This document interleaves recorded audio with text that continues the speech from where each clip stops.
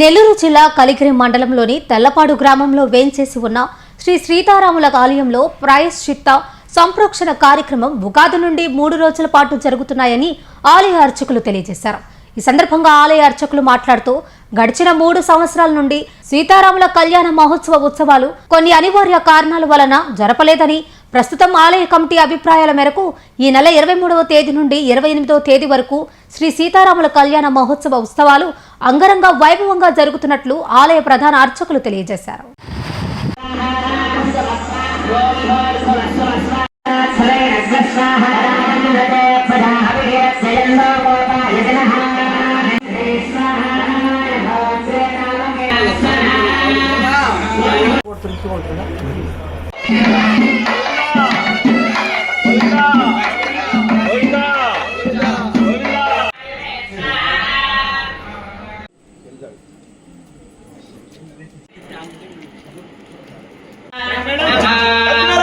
నెల్లూరు జిల్లా కలిగిరి మండలంలోని తెల్లపాడు గ్రామంలో వేంచేసి ఉన్న శ్రీ సీతారాముల ఆలయంలో ప్రాయశ్చిత్త సంప్రోక్షణ కార్యక్రమం ఉగాది నుండి 3 రోజుల పాటు జరుగుతున్నాయని ఆలయ అర్చకులు తెలియజేశారు. ఈ సందర్భంగా ఆలయ అర్చకులు మాట్లాడుతూ గడిచిన 3 సంవత్సరాల నుండి సీతారాముల కళ్యాణ మహోత్సవ ఉత్సవాలు కొన్ని అనివార్య కారణాల వలన జరపలేదని, ప్రస్తుతం ఆలయ కమిటీ అభిప్రాయాల మేరకు ఈ నెల 23వ తేదీ నుండి 28వ తేదీ వరకు శ్రీ సీతారాముల కళ్యాణ మహోత్సవ ఉత్సవాలు అంగరంగ వైభవంగా జరుగుతున్నట్లు ఆలయ ప్రధాన అర్చకులు తెలియజేశారు.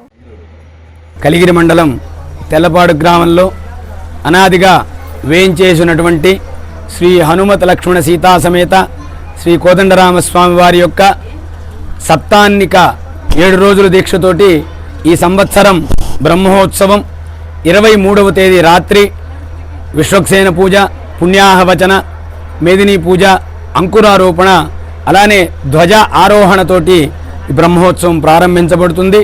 తరువాత రోజున యాగశాలయందు నిత్యహోమం, నవకుంభారోపణం, తదుపరి రోజు రాత్రి శేషవాహనంతో, అలానే తర్వాత రోజు హనుమంత వాహనం, అలానే తర్వాత రోజు గరుడ వాహనం, అలానే తర్వాత రోజు గజవాహనం, తర్వాత రోజున 28వ తేదీ దశమి రోజున శ్రీ సీతారామ కళ్యాణ మహోత్సవం, సాయంత్రం వడికట్టు ఉత్సవం, అలానే అదే రోజు రాత్రికి పొన్నమాన ఉత్సవం, తరువాత రోజున స్వామివారికి వసంతోత్సవం, ఆ రోజు రాత్రికి మరలా అశ్వవాహనం అంటే గుర్రం వాహనం మీద పారువేట ఉత్సవం, తరువాత రాత్రికి తెల్లవారుజామున ధ్వజ అవరోహణతోటి ఈ బ్రహ్మోత్సవం పరిపూర్ణమవుతుంది.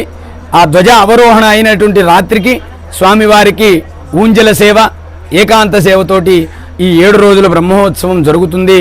ఈ బ్రహ్మోత్సవాల్లో విరివిగా అనేక ప్రాంతాల నుంచి, వివిధ గ్రామాల నుంచి, వివిధ ప్రాంతాల నుంచి భక్తులందరూ కూడా విచ్చేసి ఈ బ్రహ్మోత్సవాల్లో స్వామిని దర్శించి స్వామి యొక్క పరిపూర్ణమైనటువంటి అనుగ్రహానికి పాత్రులు కాగలరు. స్వామి కలియుగంలో ప్రతి గ్రామంలో వేంచేసి ఉన్నారు రామచంద్ర ప్రభు. ఇందాక చెప్పుకున్నట్టుగా ఎవరైతే మనకి ఆదర్శప్రాయంగా ఉంటారో వారే సీతారాములు. వాడవాడలా వీధి వీధిన ప్రతి గ్రామంలో కూడా శ్రీరామనవమి ఉత్సవాలు యథాశక్తిగా ప్రతి ఒక్కరూ కూడా జరుపుకుంటూ ఉంటారు. అనాదిగా మన గ్రామంలో ఉన్నటువంటి సాంప్రదాయం ప్రకారం ఉభయకర్తలు, గ్రామస్తులు అందరూ కలిసి ఈ బ్రహ్మోత్సవాన్ని చక్కగా నిర్విఘ్నంగా జరుపుకోవడానికి ఉద్యుక్తులై 23వ తేదీన అంకురారోపణతోటి ఈ బ్రహ్మోత్సవాలు ప్రారంభమవుతాయి. కావున భక్త మహాశయులు అందరూ కూడా విచ్చేసి ఈ 7 రోజుల్లో స్వామిని ఏదో ఒక రోజు స్వామిని దర్శించి స్వామి యొక్క పరిపూర్ణమైనటువంటి అనుగ్రహానికి అందరూ కూడా పాత్రులు కాగలరు. అదే బ్రహ్మోత్సవంలో మొదటి రోజున ధ్వజారోహణ సమయంలో గరుడ ప్రసాదం ఇవ్వటం జరుగుతుంది. ఎవరికైతే సంతానార్థులై వస్తారో వారు ఆ గరుడ ప్రసాదం స్వీకరించి స్వామి యొక్క అనుగ్రహం చేత సంతానాన్ని పొందుతారు. ఈ విషయాన్ని కూడా అందరూ గుర్తుపెట్టుకొని 23వ తేదీ రాత్రి చక్కగా దేవాలయానికి విచ్చేసినట్లయితే తెల్లవారుతుండగా 24వ తేదీ అనగా ధ్వజారోహణ పూర్తయిన తర్వాత సంతానం కోసం ఎవరైతే వస్తారో వారికి గరుడ ప్రసాదం ఇవ్వటం జరుగుతుంది. ఇది అనాదిగా మన గ్రామంలో వస్తున్నటువంటి సాంప్రదాయం. స్వామి యొక్క అనుగ్రహం చేత ఈ బ్రహ్మోత్సవాలు నిర్విఘ్నంగా జరిగి గ్రామ ప్రజలు అలానే రాష్ట్రం, దేశం, లోకమంతా కూడా సుభిక్షంగా ఉండాలని ఆ రామచంద్ర ప్రభువుని ప్రార్థిస్తూ ఉన్నాము. నెల్లూరు జిల్లా కలిగిరి మండలం తెల్లపాడు గ్రామంలో గత 3 సంవత్సరాల నుండి కొన్ని అనివార్య కారణాల వలన శ్రీరామచంద్ర మహాప్రభుకి బ్రహ్మోత్సవాలు నిర్వహించుకోలేకపోయాం.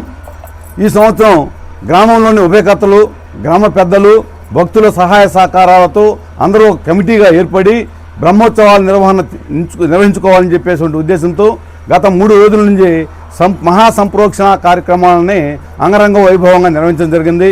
ఈనాటితో పూర్ణాహుతి కార్యక్రమంతో సంప్రోక్షణ కార్యక్రమాలు ముగిసినాయి. రేపు సోమవారం ధ్వజారోహణ మొదలుకొని 30వ తేదీ ఏకాంత సేవతో ఈ బ్రహ్మోత్సవ కార్యక్రమాలు ముగించడం జరుగుతుంది. మొదటి రోజు ధ్వజారోహణ, అంకురారోపణ, ధ్వజారోహణ, 2వ రోజు శేషవాహన సేవ, 3వ రోజు హనుమంత సేవ, 4వ రోజు గరుడ వాహన సేవ, 5వ రోజు గజవాహన సేవ, 6వ రోజు మధ్యాహ్నం స్వామివారికి విశేషంగా కళ్యాణ మహోత్సవం, ఆ రోజు సాయంకాలం పొన్నవాహన సేవ, అనంతరం అశ్వవాహన సేవ, ఆ తదుపరి ఏకాంత సేవతో ఈ బ్రహ్మోత్సవాలు ముగించడం జరుగుతుంది. కావున భక్తులందరూ కూడా ఈ మా గ్రామంలో జరిగేటువంటి బ్రహ్మోత్సవ కార్యక్రమాలకు విచ్చేసి స్వామివారిని దర్శించుకొని తీర్థప్రసాదాలు స్వీకరించి ఆ స్వామి కృపా కటాక్షాలకు పాత్రలు కావాలని చెప్పి తెలియజేస్తున్నాం.